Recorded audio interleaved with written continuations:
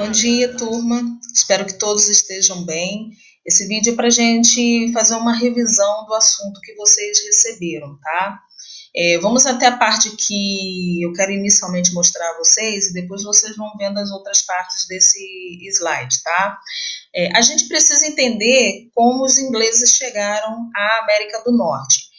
No primeiro momento, eles tentaram colonizar no século XVI ali a América do Norte, mas foi uma tentativa frustrada porque os nativos resistiram à dominação. Eles seguiram ali Portugal e Espanha, especificamente focaram no norte porque havia ali o controle na parte central e sul por estas metrópoles que eu já citei. No século XVII e XVIII, basicamente ali meados, a Inglaterra vai começar a sofrer algumas questões internas que vão ser fatores que levarão à vinda realmente de colonos para a América do Norte.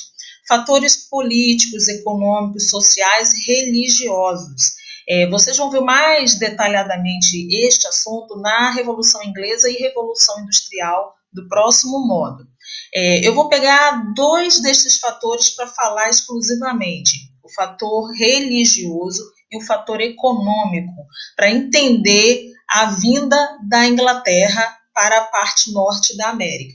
O fator religioso vai estar associado à seguinte questão: a Inglaterra vivia, nesse momento do século XVII, a crise do regime absolutista. Mas o rei que estava no poder, o Jaime I, da dinastia Stuart, era católico. E grande parte dos ingleses eram protestantes, seguindo ali a religião da Elizabeth I, a rainha anterior da dinastia Tudor. Quando o rei Jaime assume, ele, extremamente católico, ele vai começar a restringir a fé que era contrária à católica, no caso, a protestante, a anglicana, a chamada puritana. Mediante essa situação de intolerância, muitos ingleses vão começar, então, a enxergar no Novo Mundo a possibilidade de liberdade religiosa. Então, muitos virão para a América do Norte por este fator particular. Que fique claro, então, a primeira diferença da colonização inglesa para as outras. A inglesa foi uma colonização de cunho, de interesse particular.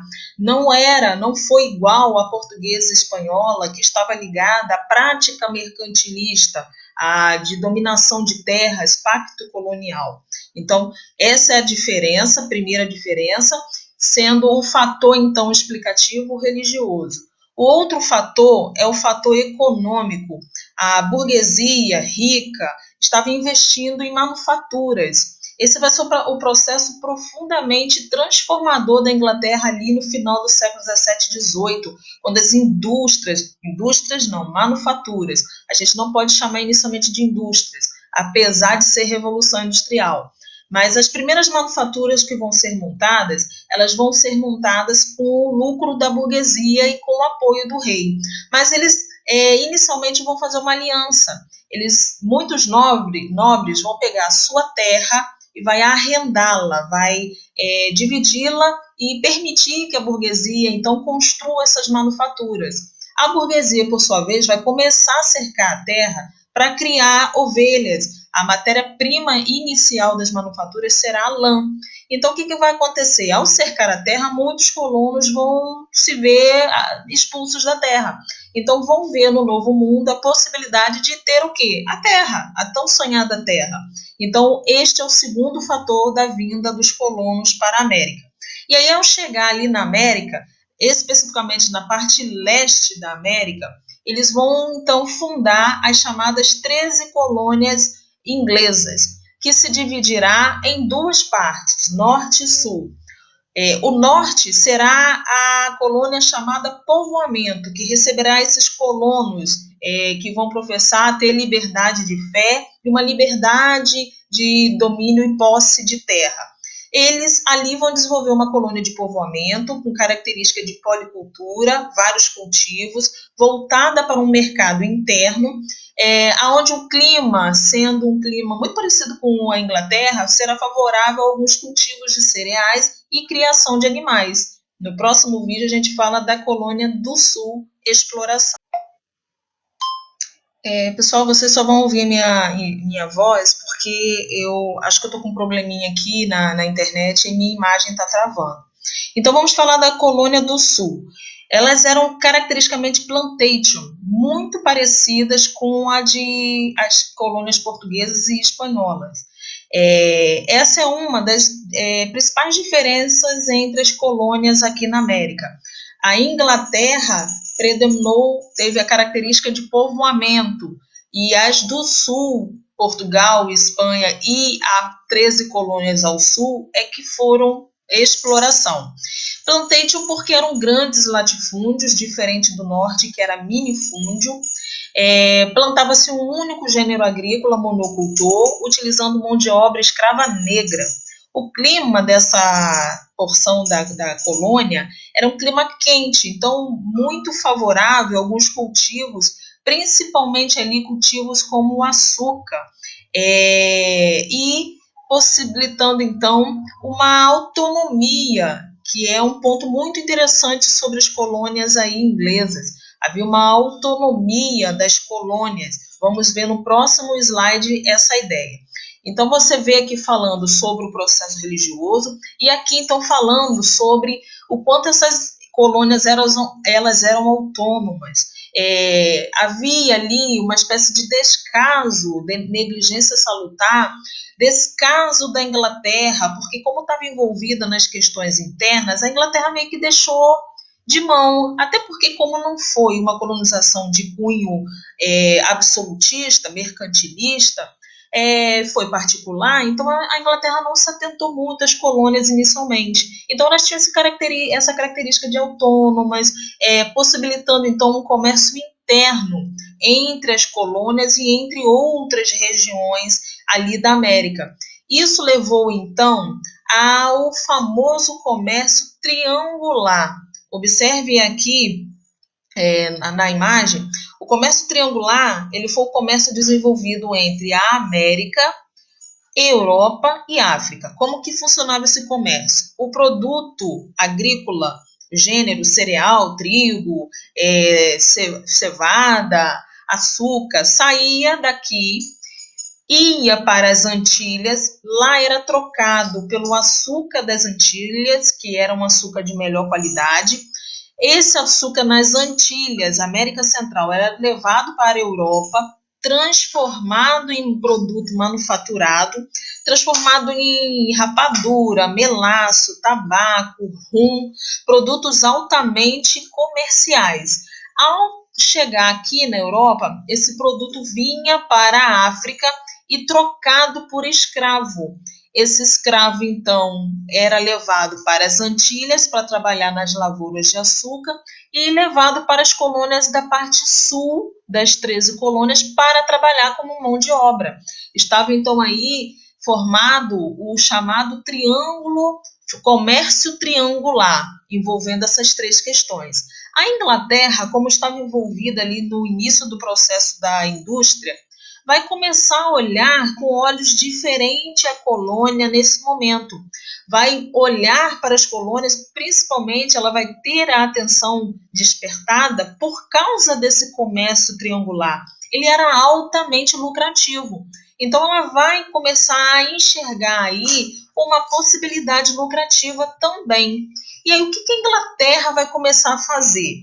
Principalmente porque ela vai começar a sofrer internamente um problema, ela vai se envolver em uma guerra externa. Não bastavam os problemas internos, a Inglaterra enfrentará uma guerra externa com a França.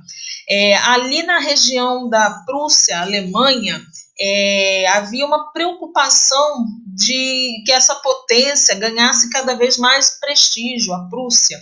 E aí, então, a França e a Inglaterra vão começar a intervir nesta área. Ao mesmo tempo, ambas vão começar a disputar ali pela rota comercial das Índias, pela rota marítima que levavam até as colônias das Índias. Todo este motivo que vai desencadear na Guerra dos 7 Anos vai fazer com que a Inglaterra, então, volte o seu olhar de forma diferente para as suas colônias. E aí, ao voltar o seu olhar diferente para as colônias, novas mudanças vão ocorrer nas colônias. A Inglaterra ela vence a Guerra dos 7 Anos. E, ao vencer a guerra, ela teve custos altíssimos com a guerra. E aí ela vai buscar, então, que alternativa? É aí que a Inglaterra vai ter um olhar diferenciado sobre as suas colônias na América. O que a Inglaterra vai fazer? Ela vai gerando, então, aumentando mais ainda uma tensão pelas crises que ela estava enfrentando. Ela vai, então, começar a criar impostos para serem aplicados sobre as colônias na América. 2 desses impostos nós percebemos logo agora no início do vídeo. A gente tem o imposto chamado Lei do Açúcar e o imposto Lei do Selo.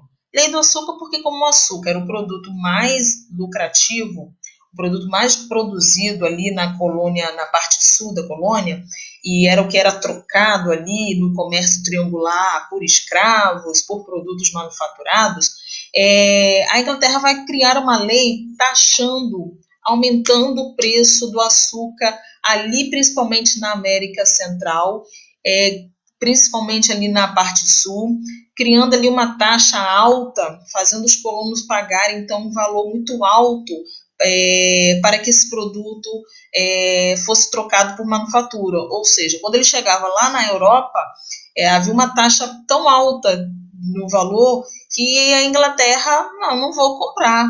Então, os colonos viam ali uma perda lucrativa enorme e a Inglaterra foi uma estratégia criada pela Inglaterra para poder tentar quebrar as colônias. A outra lei é a lei do selo. Vai ser emitido alguns documentos onde todo e qualquer produto que viesse a ser manufaturado deveria ter o selo inglês, ou seja, se esse produto chegar em qualquer outro comércio, mercado, que não tenha selo inglês, é produto que tem uma taxa, vai ser cobrada uma taxa diferenciada de imposto para entrar no mercado. Então, muitos colonos se viram aí apertados, sufocados, ou seja, com esta lei, porque muitos dos seus produtos não tinham, como era um mercado interno, então não havia ali uma relação econômica com a Inglaterra, viam então seus produtos sendo barrados em alguns mercados, fazendo, de uma certa forma, obrigando a estes colonos a recorrerem à Inglaterra para obter o selo para venda do produto.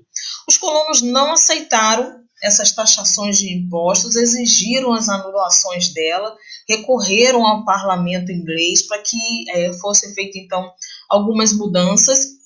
E aí, quando deveria se, de uma certa forma, melhorar a situação, a coisa piora. Piora aonde e em qual momento? O ápice da crise da relação colônia e Inglaterra vai ser no chá, na venda do chá. O chá, as ervas, eram também produtos bastante cultivados nas colônias e eram altamente lucrativos e comerciais porque a maioria dos povos europeus bebiam chá. Então, o que aconteceu? A Inglaterra impôs, então, um monopólio sobre o chá, ou seja, uma exclusividade sobre os chás manufaturados, produzidos na Inglaterra. Ou seja, se não for chá produzido em solo inglês, se for chá produzido em solo colonial, há uma taxa sobre esses chás. Se você quiser que ele circule em qualquer mercado, então pague o preço. Os colonos, nada satisfeitos com isso, começaram então a sabotar navios ingleses que aproximavam-se das colônias, trazendo suas mercadorias. Os colonos começaram a afundar esses navios e quando não os afundavam, contrabandeavam, roubavam essas mercadorias para venderem. Então, isso gerou uma situação complicada, uma tensão enorme entre a Inglaterra e estes colonos. Eles, então, a reação da Inglaterra foi impor, então, uma lei chamada Lei dos Intoleráveis, aonde começou a considerar qualquer atitude vindo da colônia atitude de crime